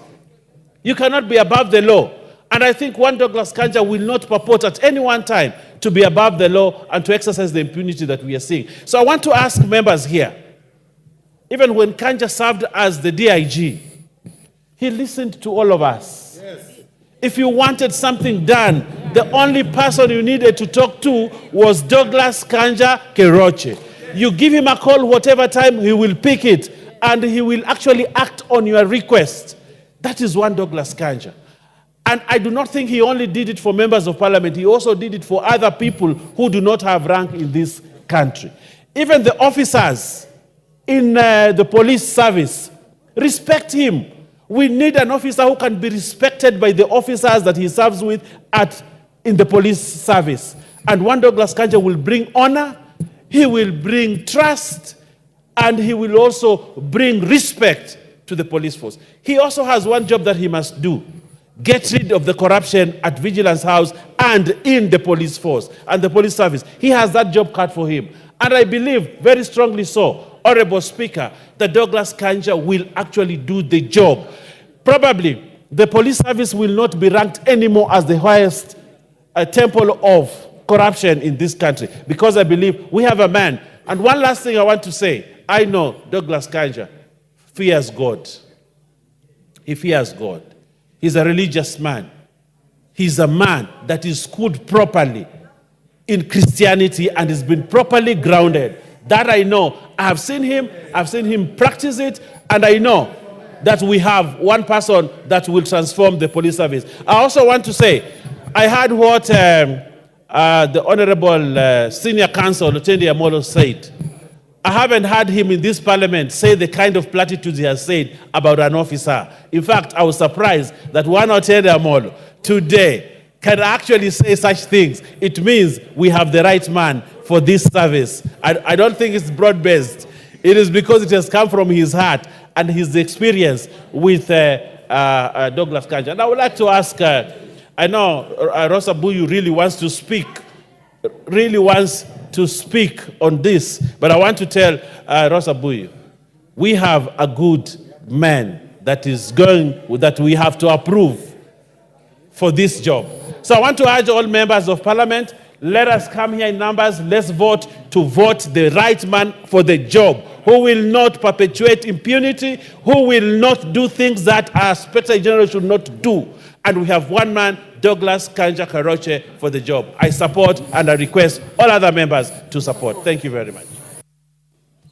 The Honorable Shadrach Mwiti. Yeah, he's number one on the list. Proceed. Yeah. Thank you, Mr. Speaker, for giving me this opportunity to contribute on this noble motion whereby I support or I concur with the findings of the Joint Committee. Mr. Speaker, Douglas Kanja Keroche has proved to be a great leader. The leadership he has shown on his colleagues and also to the fellow Kenyans makes him very a very good IG when approved. Mr. Speaker, the track record of Douglas Kanja is crystal clear. His leadership in the various operations that he has done or he has led proves that he is going to make an excellent IG when confirmed by my fellow honorable members. The period he has served, Mr. Speaker, almost 4 decades in the civil service or on the police service, Mr. Speaker, shows that he has the experience that given this opportunity, which I'm very sure you've given, and I'm confident that his experience is going to give his colleagues a great direction on their leadership. Mr. Speaker, when Douglas Kanja was a director in the DCI, he gave or he activated a leadership and improved on criminal identifications, and DCI, as a DCI director, he proved that he is able to give good leadership.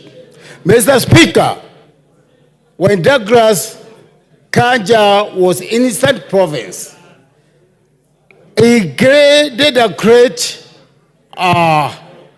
thing or gave direction on policing and also, Mr. Speaker, the community engagements.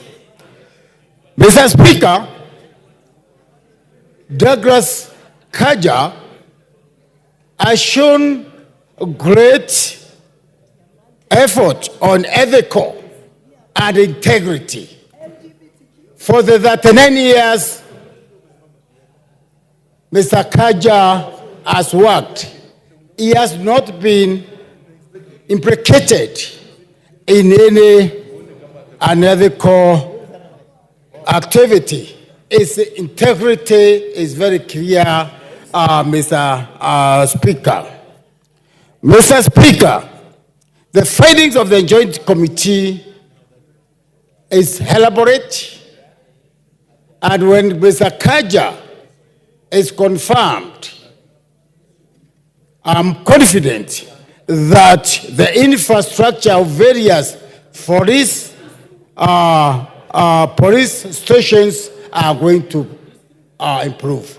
Mr. Speaker, I concur with the Joint Committee and associate myself with the report. Thank you, Mr. Speaker. The Honorable Farah Malim. Mr. Speaker, I also want to render my voice on this very, very important matter that's before us. Mr. Speaker, I have known Kanja for a few years. And I can tell you one thing, I am usually, ordinarily, normally, not too generous with compliments, but this is one man who has earned my respect, who has earned my respect in the criminal justice system. He is impeccable, he is very good, he's human, he's down to earth, and basically cares about this country the way a member of the security establishment in the country should be worried about our country. I come from an area that has got security issues. And one of the things that will impress you when you look at his CV, he started service in the Lokichokio area. The areas that essentially have got the same security a situation as my area. And when you talk to him, it doesn't matter what time you call him, whenever there's an emergency, he is for sure going to call you back and he will attend to that problem personally himself. Every time I went to his office there and I said, these are the challenges we have there, he comes back to you when he has done a serious job. And always, invariably, every time, he has done something that was very patriotic and, in my opinion, exactly how somebody in that position should conduct himself and maintain the patriotism for this country, because there is nothing like a problem in the law and order. The moment you have a breakdown of law and order in a country, you don't have a country. You don't have a country. And I want him to continue with a very good job in this new position. He has our support. I can see the mood in the House is for him. I can attest to it. In my many years of being in politics and being a member of parliament, I have seen many, what do you call, he has no equal. Let me tell you one thing. He has absolutely no equal. So thank you very much, and I want to support the report of the Joint Committee, and I also implore on other members of parliament here in the National Assembly to support the appointment of Kanja as the new Inspector General for our country. Thank you. The Honorable Lydia Haika.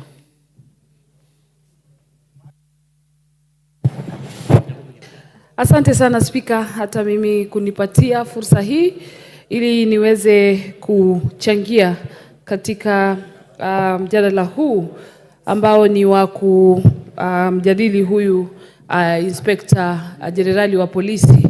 Na kwanza nataka kuanza na kupongeza komiti ambayo imekalia ripoti hii na ikatuletea hapa.